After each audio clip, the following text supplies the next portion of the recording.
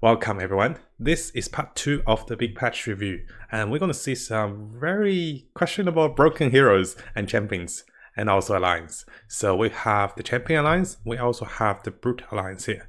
We can see there's Legion Commander, there is Lifestealer, there is Magnus. And for those that have played Dota 2 before, those are some very lovely heroes. I remember one of our viewers saying they really want to see Legion Commander, and we have her. And let's start with Legion Commander. So, the Champion Alliance is a one single unit alliance. Starting from this, you know it's going to be interesting because demons are quite powerful by themselves, and they are one single unit. And Legion Commander is the only champion available in the game. The champion receives all alliance bonus. Let's think how that works. The champion will receive warrior bonus, it will receive the scale bonus of course, but the scale bonus is for everyone. The champion will also receive hunter bonus. On top of that, champion will receive assassin bonus, and anything you can think of it. Let's have a look at the current alliance, which there will be more alliance to come. I want to just quickly go through how powerful the champion can be. The champion can be a Deadeye, the champion can be a Brownie, the champion can be Bloodbond, it can be assassin, it can't be a demon because you cannot get in trouble, but it can be a demon hunter. The downside is if the champion is a demon hunter, it will collide with terribly. I have not tested that out yet, but the champion can be a dragon, but I'm not sure if they added that. So the champion can definitely receive the hunter bonus, champion probably receive the knight's bonus, scrappy, shamans, trolls, you name it, and all those things that typically goes with the alliance itself can be received by the champion. Just imagine this, you get a champion with the warrior bonus and you get elusive, all of a sudden she's like elusive and warrior. Oh, if you want to go, the champion can be an inventor. The champion can be a Deadeye. So we need to test a few things out once it's released, but it seems to be very powerful. It's how you combine her, and she's like a wild card. You can use her for everything. So the champion is a human, and she's a champion. Also, her durability is likely to be a longer CD. I believe it was 30 or 60 seconds at least, and because of that, you likely won't get 2 spells off unless you use a Bracer of Desperation or you use a Refresher. But if you use a Bracer, you're already low on health, so if you're fighting the enemy, you might die. And you might give the enemy permanent attack. So that's something we need to keep in mind of. But other than that, she is going to be very powerful. Simply because she will find the lowest target enemy, and they will be forced to attack each other and only each other for a few seconds. If it goes from the Dota 2 duration, I think it's at least 3 or 4, and it goes up to 5 or 6. So in those times, you just auto-attack each other. And because of that, whoever wins the duel between those two will permanently gain the damage bonus.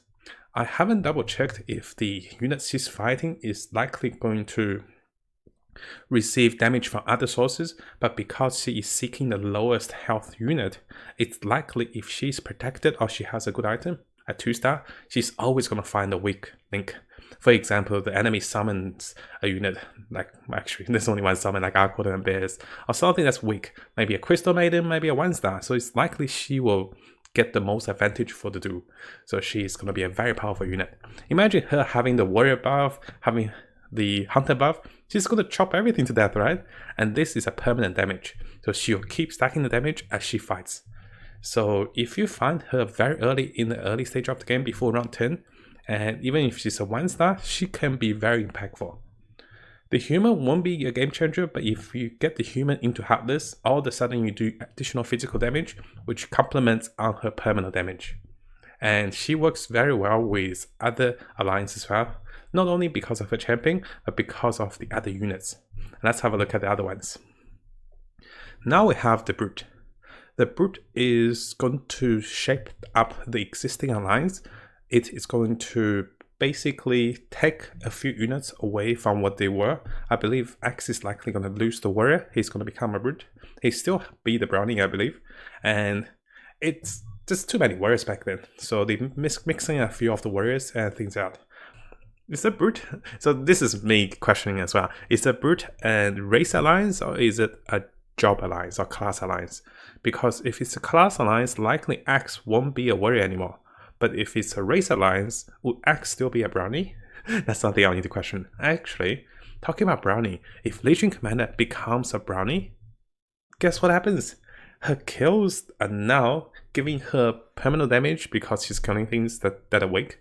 If she's a Deadeye, she could be a Deadeye Brownie.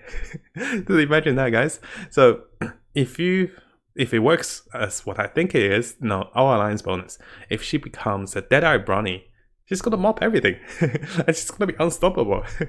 Okay, I'm gonna be super excited for her. So coming back to the brutes. Whenever the brute attacks an enemy, they deal additional damage and apply a damage debuff. Brute prefers to attack enemies that do not have the debuff. The brute also do additional damage for enemies that don't have a debuff for the first attack. So the damage debuff is that it reduces enemies' damage, I believe, for a few seconds. And this makes them, how should I say it? I think they reduce enemies' damage, right? Yeah, instead of doing additional damage. So because of that, this makes them basically a hard hitter, and they're also great in single combat because whoever's locked in with them is likely going to be debuffed. The different thing is the AI arrangement for the brutes is that we refer to attacking enemies that do not have the debuff. So it's likely they're going to hit one, hit another one, hit another one. So they won't be the ones that finish the enemies off, but they will be the one that debuffs everything. And the best unit to debuff everything likely is going to be Lifestealer. Let's look into Lifestealer. He is going to be a Heartless, he's a brute, he is a tier 1 unit by the way, so he can be very strong at the start. Lifestealer has a passive, this is not active. So Feast, if you know Dota 2, it's a very powerful passive. Lifestealer attacks the damage and healing him for the percentage of the target's maximal health. So not only the damage he deals is based on a percentage of enemy's maximal health, it's not the current health. So if you have 2000 HP, if Lifestealer hits you for, I think in Dota 2 was 2, 3, 4%, or a little higher than that. So let's say if Lifestealer hits you for 5%. With 2000 HP, Lifestealer hits for 100 bonus health of damage just by attacking you. That means he's going to heal for 100 as well. So if he gets Master Magnus or Moonshot, it's going to be quite powerful. Or even attacks of speed, or gloves of speed. On top of that, he's a Heartless, so he's going to do more damage with physical attacks. And, oh, okay, this shows it. So it shows the Heartless as race, it shows the Brute as the job. So if the Brute is a job class, it's likely our good old friend Axe is no longer going to be a warrior, and our friend Doom is no longer going to be a warrior. Simply because you usually only have one job alliance, and the job alliance or class alliance is overtaking the warrior alliance over here. That's what I'm assuming, unless they have two. So Lifestealer is a tier 1, so he's going to be very good in the early game. If you get him into 3-star, he can be good in the late game. My third time I woke up. So he usually excels in attack speed. I don't think he's going to be very tanky, so it's the best hit debuff enemies to reduce the damage so he can survive for longer, lifesteal, and just be a sustainable tank. But you won't expect a lot of burst damage or anything, and he can be a great counter for brownies now I think about it, because you see brownies with 5000, 6000 HP, and if he's doing 5% of the current health as damage, or maximal health as damage, he's going to be hitting for 300 and hitting for 300. And if he's 1v1 with a big Beastmaster, he might not even die, he can just lifesteal it back. So he's a great like offside tank. Oh, also a damage dealer, let's see. This is a very interesting unit. I love him in Dota 2, and Magnus is a tier 2 unit, so it's not going to be very expensive. He's a Shaman and a Brute. He is one of your ideal support unit. Most Shamans are actually range units, and they can't use the hexing effect effectively. With the Magnus, he's going to be in the front line as a melee unit. So whoever hits him, if he's got Shamans, he's going to hex them. And with a Brute, he's going to be debuffing enemies. On top of that, if you know the Dota 2 ability for Magnus in power, Magnus grant ally damage and cleave. Usually the damage is close to 50% damage and 50% cleave. This is from Dota 2 ability. At max level actually, so it's going to be close to 25, 35 or 55 or 50, I'm assuming. But if you give to a powerful ally that has like a lot of damage, for example our Legion Commander, all of a sudden her attacks are going to be cleave and she's going to get more attack. I'm not sure how the Magnus IA works. Would he select the melee unit or range unit? Because a range unit will not be able to cleave the enemy. The attack will still go on to them, but the cleave won't go on to them because you can't cleave with range units. What the Magnus can do is he might be like Ogre, he might be buffing the closest ally because he's a physical unit that's in the front line. He's gonna buff someone who's next to him. But we shall find out. So overall, 3 of the heroes were reviewed or given to us. If we look down here, we already see 3 new heroes before. So now, actually, yeah, 1, 2, 3, actually 4. So we already saw 7 new heroes now. I think there's more heroes to come, and we'll be quite excited for more to come. Change your unit. I think they might give her a nerf if she's too strong, but it's gonna be a spotlight. You can build a whole alliance on top of her, and you just plan to have enough buffers, enough supports, for example Magnus, to support her. The downside is she is a melee unit, so she's susceptible to Shaman Chicken, you know, by Shadow Shaman, by other stuns, and she's going to be susceptible to Tide Hunter stuns and Medusa stuns, lots of those late game units. And if she doesn't work properly, if she gets focused down, she can still die. And when she dies, her AI might trigger off too quickly and give the enemy permanent damage.